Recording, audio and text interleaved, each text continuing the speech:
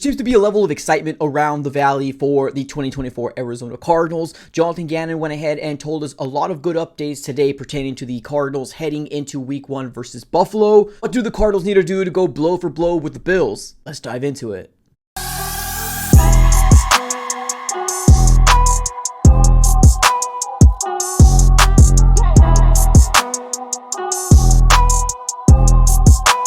What's going on, everybody? Welcome back into another video. Definitely do me a huge favor, smack up the like button and subscribe for more Arizona Cardinals content on this channel. We cover everything Arizona Cardinals news, breaking news, conversational pieces, everything surrounding your favorite team. So subscribe it up. It's absolutely for free. Now let's go and dive right into it, ladies and gentlemen. Let's talk about the Cardinals heading into Week 1 versus the Buffalo Bills. Now, of course, there's a lot of excitement amongst the Valley and just the Cardinals organization in general, because we are 4 days away right now from the start of Week 1. And of course, there's a lot of nerves that come along with Week 1 because there's a lot of people out there that really put a lot of weight into Week 1. And obviously, as Cardinal fans as well, we are very, very much going to be looking at a lot of big pieces that we've been talking about this entire offseason in terms of what actually looks like on the field. Right now, we were not really given very much in preseason, and I think this is why Week 1 is a lot more exciting, because if we just got a little bit of a glimpse or a little taste of what this offense is going to look like, or even defense is going to look like in preseason, I don't think we would be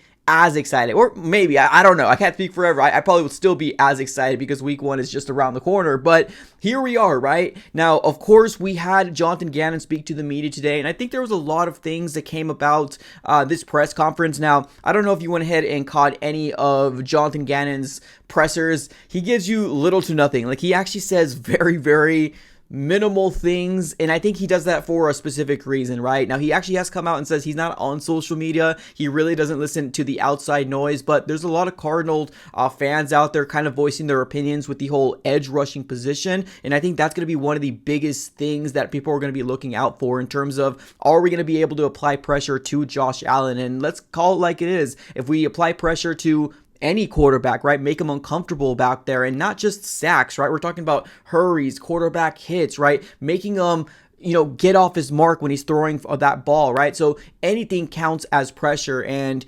everybody's going to be looking at that in Week 1. We've been ranked so low in our current edge rushers right now with Zaven Collins as well as Dennis Gardeck. There's just a lot of, I guess I wouldn't say pressure, but I guess, yeah, pressure, right? The pressure for these two starters to really give us consistent pressure to Josh Allen. So I'm really curious to figure out how that's going to shake out, and just how our offensive line in general is going to gel amongst each other, as well as the defensive line, including Bilal Nichols, as well as Roy Lopez, as well as Justin Jones as well. So I'm really curious to figure out how the pressure is going to come from. Is it going to be interior? Is it going to come from our edge rusher? So definitely a lot of question marks to obviously dive into. And now a few other things to highlight. Jonathan Ganon as well as Kyler Murray did have press conferences today. If you want to go ahead and look at, the full press conference, definitely go over to the Arizona Cardinals YouTube page. Highly recommend to go ahead and just listen down into it. But there's a lot of good questions asked amongst, obviously Kyler Murray as well as Jonathan Ganon. But let's go to the Jonathan Ganon one just real quick.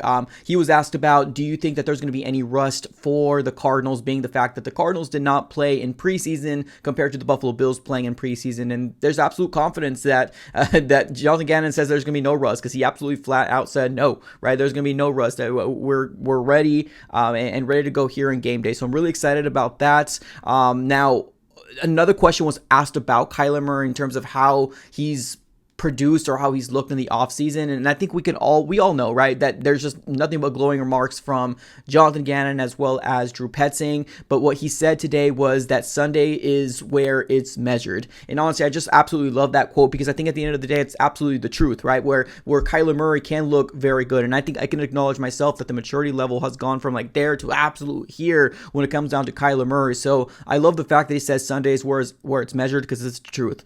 You can talk all this, all these glowing remarks, but it all matters in terms of what you do on Sundays, Mondays, and Thursdays, and obviously now this year Fridays, because there feels like there's a game every day of the week. But that's what I'm kind of talking about here for the Cardinals. So I really like what he said about that. Now let's talk about the whole Kyler Murray press conference a little bit, just a couple highlights. One thing that was asked about to Kyler was the fact that, does he hear the outside noise, or does this team have a chip on his shoulder? And he said yes, he has heard the outside noise. Everybody has an opinion on where these power rankings are for the Cardinals. And he's got very high praises for the Cardinals. He thinks Trey McBride's going to have a monstrous year this year. But honestly, I think at the end of the day, talk is talk, right? And the action is exactly what's going to be changing everybody's mind. It's really easy to put the Cardinals as a bottom 20s type of team in terms of power rankings go. But I think Kyler Murray absolutely acknowledges the fact that, we got to show up on Sundays, Mondays, and Thursdays as well. So I really do like that. There is the outside noise out there, and the fact that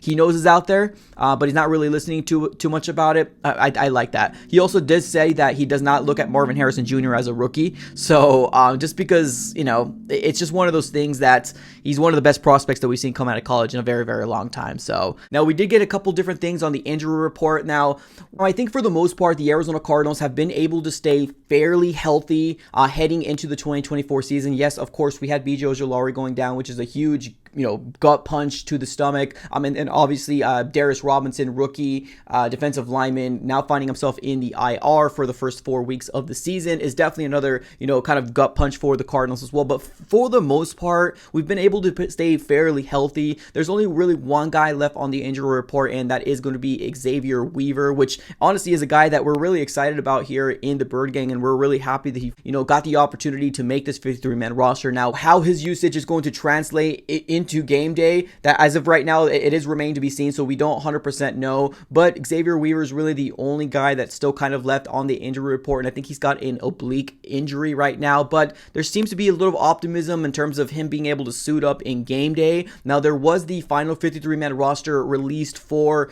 week 1, and there has been a couple changes here and there. Now, in terms of kick returner / punt returner, it doesn't just say DJ Dallas anymore. It actually says Greg Dortch or DJ Dallas. So I'm very curious to figure out if that's going to be changed one way or another, right? Because Greg Dortch is going to be hopefully the slot for the 2024 Arizona Cardinals. So I'm really curious to figure out him having that special team role as well as the wide receiving role in terms of how that's going to be, affecting his usage on the offensive side of the ball. But if it doesn't, then hey, I'm really excited to see Greg Dortch. Just him on the field is an opportunity for him to make a really spectacular play. So I'm really, really excited to see what he does. So we do have Tip Ryman coming back as well, which is going to be our 3rd round pick, or one of our 3rd round picks this year that we use on a tight end in Tip Ryman. He's going to be mainly used as a additional blocker for Kyler Murray when we ever have those 12 personnel packages, right? Those big heavy packages out there when you need more offensive linemen, right? Obviously he's not an offensive lineman, but he's going to be used as one in terms of just blocking and mauling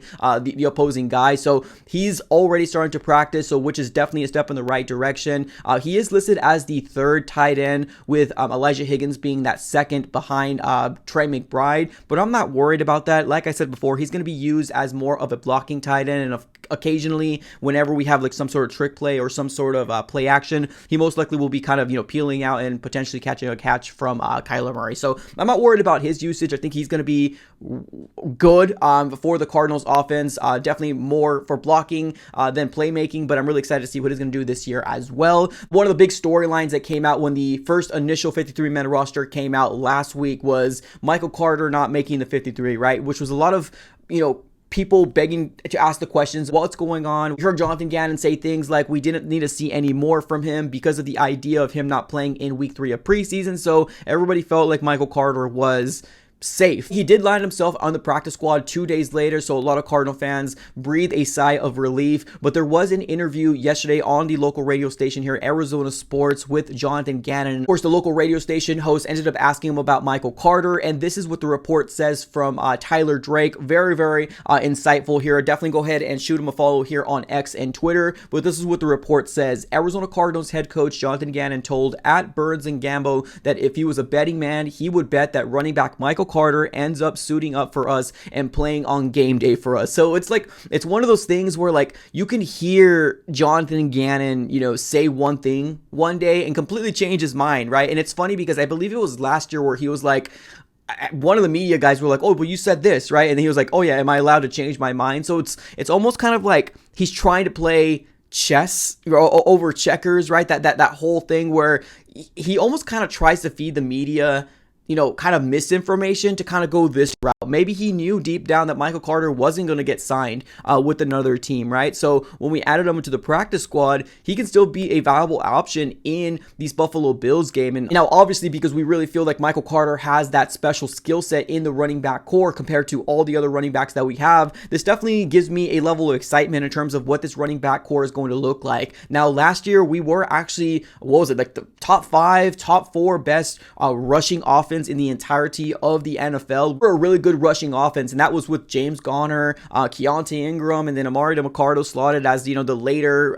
running back. Now we have a better running back core with James Conner, Amari DeMarcado, Trey Benson, and now Michael Carter. Like, we got really good running backs from this core, like just out the bat. Like, so I'm really excited to see how we're going to be able to translate what happened last year in terms of just the final stats of this offense and translate it to this year. Because I still truly believe that whatever team is going to be able to, maintain the ball and have the best running game, as well as obviously having those crucial, momentum swing, shifting moments with the defense, interceptions, fumbles, those type of things, is going to be able to win this game. I don't think our defense is going to shut down Josh Allen at all. I feel like he is one of the most elite quarterbacks we've seen this year, regardless of his, wide receiver shakeup that's happened this offseason. I still do think that with James Cook and then Dalton Kincaid, that's a really good, well-rounded offense, especially because Josh Allen. But when we're looking at position by position, I think I would take the Arizona Cardinals offensive weapons over Josh Allen's offensive weapons. So I'm really excited to see how this game is actually going to shake out. Honestly, this might be one of the best games here. A very high-scoring game from Josh Allen and Kyler Murray. This is going to be one to remember. And, of course, because there's a lot of people not giving the Cardinals any chance out there in terms of potentially winning this game, there's just more eyes if the Cardinals actually come out here and beat the Buffalo Bills. So, ladies and gentlemen, what are your thoughts here on the most recent updates pertaining to the Arizona Cardinals heading into Week 1 versus Buffalo? Let me know if you think the Cardinals have a chance to beat the Buffalo Bills. Let me know in the comments below. I appreciate y'all for tuning in as always. Have a great rest of your day and go Cardinals.